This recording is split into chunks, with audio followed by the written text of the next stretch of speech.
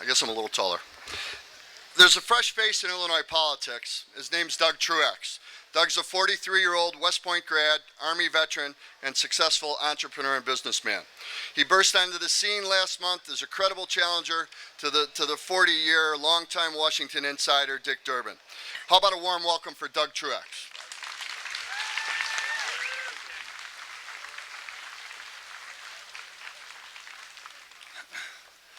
Well, hello. It's nice to meet everybody. Thank you, Chairman. Before I start, I wanted to say a word about Senator Mark Kirk.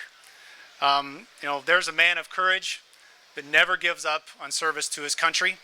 I hope that one day I get to work alongside such a great public servant and leader, from one military guy to another. Thank you, sir, for all that you've done. Appreciate it.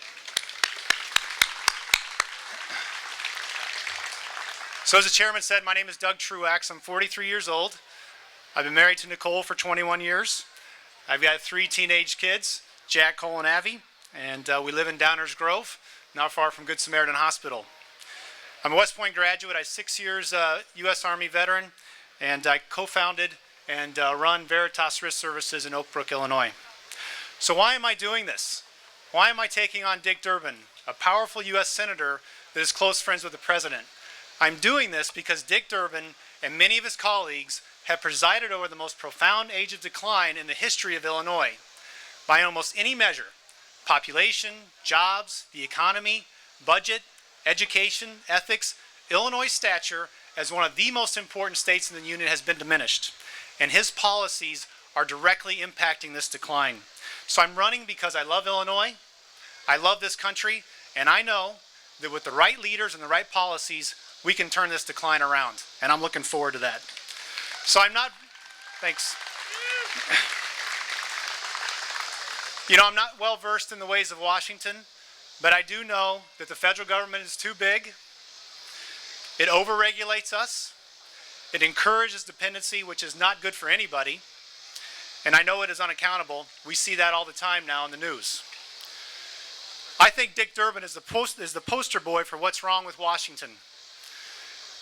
There's not a government program, regulation, or tax that he won't support.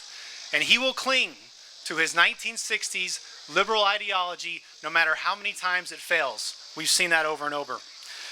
And he purports to be the champion of the middle class and the poor, but under his watch, their incomes have gone down and the prices have gone up. I'm telling you, in the military, when the battlefield results are failing, you have to change the strategy.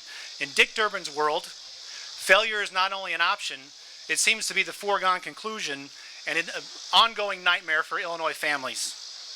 And it gets worse than that.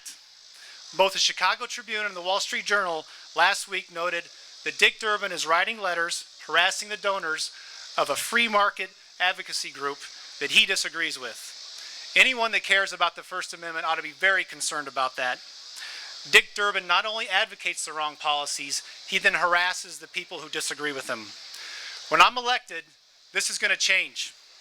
I'm going to advocate for policies that showcase our enormous strengths and let our country flourish for everybody. I'm talking about tax reform, unleashed energy policy, and actually a coherent foreign policy.